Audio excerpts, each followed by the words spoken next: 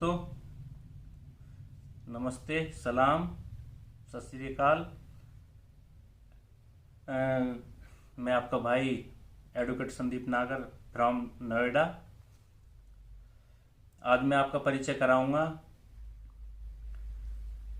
हमारे भाई हैं एडवोकेट अशोक वीर यादव।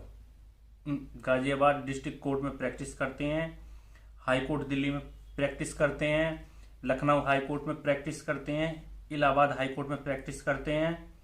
और हम मेरे मित्र हैं, बहुत ही कॉलेज टाइम से मेरे मित्र हैं। आज मेरे घर आए थे तो भाई ने बोला कि मैं भी एक वीडियो बनाना चाहता हूँ आपके चैनल पे। आपका चैनल मैं देखता हूँ तो भाई एक टॉपिक लेकर आए हैं महिलाओं के अधिकारों के बारे में। मैं तो न्यूड कॉल पे हम शादी के बाद जो महिलाओं के अधिकार हैं, मैं तो युवाओं के साथ हूँ, न्यूड कॉल वालों के साथ पीछे पड़ा हुआ हूँ। मैं तो वो मेरे पीछे पड़े हुए हैं। हमारा ये चल रहा 36 का आंकड़ा। ब्लैकमेलर मेरे पीछे पड़े हुए हैं, रिपोर्ट्स करने में, बैड कमेंट करने में। मुझे कोई फर्क नहीं पड़ता। अगर आदमी अच्छा काम करता है तो उसके दुश्मन भी पैदा हो जाते हैं, उससे मुझे कोई फर्क नहीं पड़ता। ठीक है, कोई दिक्कत नहीं। अब हमारे भाई अशोक वीर यादव आपसे बातें करेंगे। और आप भाई का चैनल भी है अशोक वीर के नाम से है, वो विवरण में डाल दिया जाएगा, डाल दिया जाएगा वीडियो के इसके। हाँ। और अब भाई बात करेंगे, ठीक है। और मैं इस वीडियो के बाद अगले दिन न्यूड कॉल ब्लैकमेलिंग पार्ट 13 डाल दूंगा।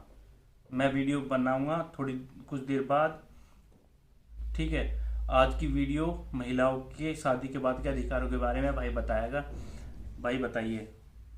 नमस्कार दोस्तों, मेरा नाम है अशोक वीर यादव, एडवोकेट। और जैसे पटेल नागर साहब ने बताया उसके अकॉर्डिंग मैं आप जो शादी के बाद जो आपके अधिकार होते हैं, महिलाओं के अधिकार होते हैं, मैं उसके बारे में मैं आपको पूरा कंप्लीट बताऊंगा डिस्क्रिप्शन के साथ में कि किस तरीके से आप उनको यूज़ कर सकते हैं। क्योंकि प्रत्येक चीज़ आपको एक लॉ होना और लॉ का पता होना दोनों में अंतर होता है। तो इन सब के लिए जो लॉ होते हैं उन सब के बारे में आप किस तरीके से जान सकते हैं, क्या क्या चीज़ होता है उनमें लॉ में होते हैं, तो उन अधिकारों को आपको पता होना ज़रूरी है।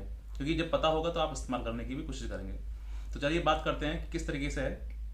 उससे पहले मैं रिक्वेस्ट करना चाहूँगा आपसे कि इस वीडियो को देखने के बाद आप इसको चैनल को सब्सक्राइब करें, लाइक करें और अपने दोस्तों के साथ जरूर शेयर करें ताकि उनको भी इस अवेयरनेस की जानकारी हो। और जो मेरा चैनल है अशोक वीर नाम से, उस पर आप लीगल एडवाइस में जितने भी लीगल जो चीज़ें होती हैं उन सब के बारे में आप पूरे मेरे चैनल पर जाकर प्लेलिस्ट में जाकर उसमें देख सकते हैं। और मैं अपने चैनल का जो डिस्क्रिप्शन है उसमें मैं अपने चैनल का लिंक दे दूंगा, वहाँ से आप क्लिक करके वो सारे वीडियोस आप देख सकते हैं। चलिए बात करते हैं शादी के बाद आप किस तरीके से आपके जो अधिकार होते हैं वो क्या क्या होते हैं। शादी जब होती है तो शादी होने के बाद आपके जो अधिकार हैं वो पूरे मिलने शुरू हो जाते हैं। क्योंकि आप शादी के बाद आपकी जब जिस घर में भी शादी होती है तो वहाँ पर आपके हस्बैंड होता है, हस्बैंड के रिश्तेदार होते हैं और भी रिश्तेदार होते हैं। तो उन सब में से कोई ना कोई किसी प्रकार कोई ना कोई बात होती है जहाँ पर आपको हो सकता है टॉर्चर हो, मारपीट हो आपके साथ में, किसी प्रकार की दहेज वगैरह आपसे मांगा जाए। तो ऐसी बहुत सारी चीज़ें होती हैं। तो वहाँ पर आपको क्या करना है, जब भी इनमें से कोई ऐसी चीज बात होती है, सपोज आपको डोमेस्टिक वायलेंस हो रहा है, मारपिटाई हो रही है घर में, या आपको सही से रहने नहीं दिया जा रहा है, बहुत सारी चीज़ें होती हैं। तो आपके पास एक रास्ता होता है जो जिससे कि कंप्लेंट आप बनाएं और कंप्लेंट करके आप सेक्शन 498A IPC में उनके खिलाफ मुकदमा दर्ज करा सकते हैं। और उनकी कंप्लेंट कर दोगे तो आप वो लोग आपके बात मानना शुरू कर देंगे। और आपके साथ में जितने भी जो पेरेंट्स हैं लड़के के, वो भी आपके अकॉर्डिंग जिस तरीके से आप चाहेंगे वैसे बात करनी शुरू कर देंगे। दूसरा क्या है, आप जिस घर में, जो ससुराल का घर है, वहाँ आप रहना भी चाहते हैं साथ साथ में, तो आपके लिए एक जो राइट मिलता है वो है डोमेस्टिक वायलेंस का, डोमेस्टिक वायलेंस प्रोटेक्शन एक्ट। उसके अकॉर्डिंग आपको उसी घर में जो जहाँ शादी हुई है वहीं घर में रहते हुए आपको जो खर्चा है वो भी मिलेगा और जो घर है उस घर में रहने के लिए भी मिलेगा। ये डोमेस्टिक प्रोटेक्शन जो ऑफिसर होते हैं वो पूरी इसके बारे में इन्वेस्टिगेट करते हैं। और जहाँ पर हो सकता है जो भी उपचार हो सकता है आपके लिए, जो भी बेस्ट टू बेस्ट आपको दिलाया जाए, तो वो ऑफिसर के द्वारा दिलाया भी जाता है। नेक्स्ट बात करते हैं, अगर आपको मेंटेनेंस नहीं दिया जा रहा है, घर में खर्चा वगैरह आपको नहीं दिया जा रहा है, तो वहाँ पर भी आप 125 सीआरपीसी के तहत एक केस फाइल कर सकते हैं कोर्ट में जाकर। वहाँ पर भी आपको उस मुकदमा डालने के बाद आपको मेंटेनेंस मिलना स्टार्ट हो जाएगा। तीसरी बात है, अगर आप सपोज आप शादी कर ली, शादी करने के बाद आप ससुराल में ना रहकर किसी कारण, बहुत ज़्यादा टॉर्चरनेस के कारण हो सकता है या कोई और भी कारण बहुत सारे हो सकते हैं, वहाँ आप छोड़कर अपने घर, अपने मायके में रह रहे हैं, तो वहाँ पर भी अगर आपको जो लड़का, जो हस्बैंड है आपका, बुला के आपको नहीं लेके जा रहा है, तो वहाँ पर आप सेक्शन 9 का केस कर सकते हैं। हिंदू मैरिज एक्ट में सेक्शन 9 होता है, वहाँ पर उसको आप केस कर देंगे तो आपके लिए कोर्ट द्वारा मजबूरन उस लड़के को आपको अपने घर में रखना पड़ेगा और लेके जाना पड़ेगा।